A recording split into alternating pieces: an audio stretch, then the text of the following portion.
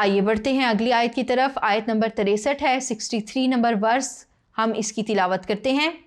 يَسْأَلُكَ النَّاسُ عَنِ السَّاعَةِ قُلْ إِنَّمَا عِلْمُهَا عِنْدَ اللَّهِ وَمَا يُدْرِيكَ لَعَلَّ السَّاعَةَ تَكُونُ قَرِيبًا۔ لفظی ترجمہ، يَسْأَلُكَ سوال کرتے ہیں تجھ سے، النَّاسُ لوگ، ان سے، السَّاعَةِ قیامت، قل کہہ دو، انما سوائے اس کے نہیں کہ، علمها اس کا علم، عندہ نزدیک، اللہ کے ہے، اور ما کیا چیز، یدری کا معلوم کرواتی ہے تجھ کو، لعل شاید کہ، الساعتی قیامت، تکون ہو، قریبا قریب۔ بامحاورہ ترجمہ کرتے ہیں، لوگ تم سے قیامت کی نسبت دریافت کرتے ہیں کہ کب آئے گی، کہہ دو کہ اس کا علم اللہ ہی کو ہے، اور تمہیں کیا معلوم کہ شاید قیامت قریب ہی آ گئی ہو۔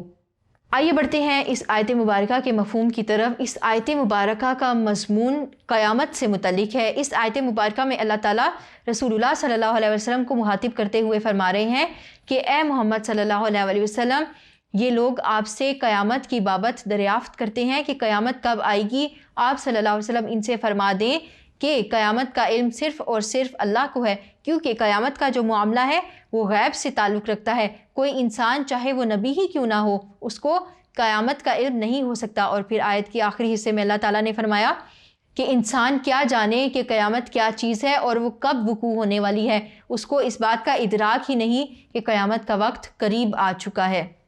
تو بچوں، بات یہ ہے کہ کفار اور منافقین رسول اللہ صلی اللہ علیہ وسلم سے عجیب و غریب سوال کیا کرتے تھے۔ ان کا مقصد تعلیم حاصل کرنا نہیں ہوتا تھا، کسی چیز کا ادراک حاصل کرنا نہیں ہوتا تھا، یا ان کی یہ کوشش نہیں ہوتی تھی کہ ان کو حق بات کا علم ہو جائے اور وہ اس پر عمل کرنے لگیں۔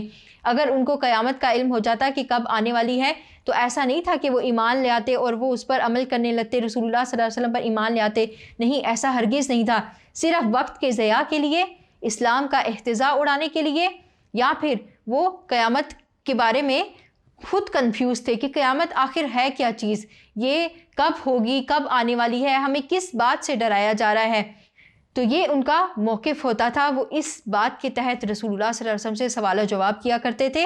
اور ان میں کچھ ایسے بھی بے شرم لوگ تھے جو کہ یہاں تک بھی کہہ دیا کرتے تھے، جیسا کہ ہم نے سورہ انفال میں بھی پڑھا تھا، کہ وہ کہتے تھے کہ جس عذاب کا ہم سے وعدہ کیا جا رہا ہے، جس قیامت کا ہم سے ذکر کیا جا رہا ہے کہ وہ ہو کر رہنے والی ہے، لہٰذا اپنے اعمال درست کر لیں، تو وہ وقت آ کیوں نہیں رہا، آخر وہ وقت کب آئے گا۔ تو یہ لوگ اس طرح کی باتیں کیا کرتے تھے۔ تو جب انہوں نے رسول اللہ صلی اللہ علیہ وسلم سے سوال کیا تو اللہ تعالیٰ نے وہی فرمائی کہ آپ صلی اللہ علیہ وسلم ان سے فرما دیں کہ اس بات کا علم صرف اور صرف اللہ کو ہے، اور اللہ ہی جانتا ہے کہ قیامت کب آئے گی۔ لہٰذا لوگوں کو صرف یہ چاہیے کہ وہ آخرت پر عقیدہ رکھیں کہ آخرت وقوع پذیر ہو کر رہنے والی ہے، قیامت کا دن ایک دن آئے گا، حشر کا میدان ہوگا، اللہ تعالیٰ تمام انسانیت کے اعمال کا بدلہ لیں گے۔ تو یہاں پر انسان کو یہ چاہیے کہ وہ آخرت کی تیاری کریں، کیونکہ وہ وقت سمجھیں گے قریب ہی ہے۔ قرآن مجید میں بہت سے مقامات پر اس مضمون کو بیان کیا گیا ہے۔ اللہ تعالیٰ قرآن مجید میں فرماتے ہیں وَعِنْدَهُ مَفَاتِيحُ الْغَيْبِ لَا يَعْلَمُهَا إِلَّا هُوَ وَيَعْلَمُ مَا فِي الْبَرِّ وَالْبَحْرِ وَمَا تَسْقُطُ مِنْ وَرَقَةٍ إِلَّا يَعْلَمُهَا وَلَا حَبَّةٍ فِي ظُلُمَاتِ الْأَرْضِ وَلَا رَطْبٍ وَلَا يَابِسٍ إِلَّا فِي كِتَابٍ مُبِينٍ، اور اسی کے پاس غیب کی کنجیاں ہیں جن کو اس کے سوا کوئی نہیں جانتا، اور اسے جنگلوں اور دریاؤں کی سب چیزوں کا علم ہے، اور کوئی پتا نہیں جھڑتا مگر وہ اس کو جانتا ہے، اور زمین کے اندھیروں میں کوئی دانہ اور کوئی ہری اور سوکھی چیز نہیں ہے مگر کتاب روشن میں لکھی ہوئی ہے۔ کتاب روشن سے مراد لوح محفوظ ہے جو اللہ تعالیٰ کے پاس ہے، جس میں تمام باتوں کا علم اللہ تعالیٰ نے لکھا ہوا ہے۔ اس آیت مبارکہ کا مفہوم بھی یہی ہے کہ تمام چیزوں کا علم اللہ کے پاس ہے۔ یہاں پر وہ باتیں بیان کی گئی ہیں کہ جس کا ادراک انسان کو نہیں ہو سکتا۔ کیا آج تک انسان یہ جان سکا ہے کہ سمندر کی گہرائی کتنی ہے، زمین کے اندر اس کی تہیں کتنی ہیں، اور زمین کے اندر کون کون سے خزانے پائے جاتے ہیں؟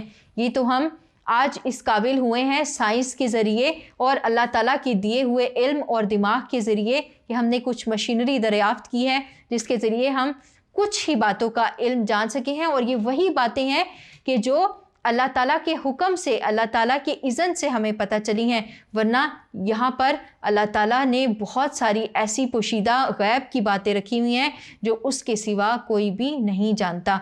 एक और आयत मुबारका है, अल्लाह ताला ने क़यामत के मुतालिक फरमाया कि उसका इल्म अल्लाह ताला ही को है। तो अल्लाह ताला फरमाते हैं इन्नल्लाहा इंदहु इल्मुस्साअती व युनज़्ज़िलुल गैसा व यअलमु मा फ़िल अरहाम व मा तदरी नफ्सुम माज़ा तक्सिबु गदा व मा तदरी नफ्सुम बिअय्यि अर्दिन तमूत इन्नल्लाहा अलीमुन खबीर। अल्लाह ताला फरमाते हैं अल्लाह ही को क़यामत का इल्म है और वही मींह बरसाता है यानी बारिश बरसाता है, और वही हामला के पेट की चीज़ों को जानता है कि नर है या मादा, और कोई शख्स नहीं जानता कि वो कल क्या काम करेगा, और कोई मुतनफ़्फ़स यानी सांस लेने वाला नहीं जानता कि किसी सरज़मीन में उसे मौत आएगी। बेशक अल्लाह ही जानने वाला और ख़बरदार है। तो ये वो तमाम बातें हैं, ये वो गैब की कुंजियाँ हैं जिनका इंसान को इल्म नहीं है। अल्लाह ही इन बातों का इल्म रखता है, अल्लाह ही इन तमाम बातों का जानने वाला है। तो अल्लाह ही वो हस्ती है जिसको गैब की बातों का इल्म है, और क़यामत भी गैब से मुताल्लिक़ है। तो लिहाजा किसी नबी को क़यामत का इल्म नहीं था। यहाँ रसूलुल्लाह सल्लल्लाहु अलैहि वसल्लम को यही फरमाया गया कि आप लोगों को यही फरमाएं कि क़यामत का इल्म अल्लाह ताला ही को है। ये था इस आयत मुबारका का मफ़हूम। आइए बढ़ते हैं अगली आयत की तरफ।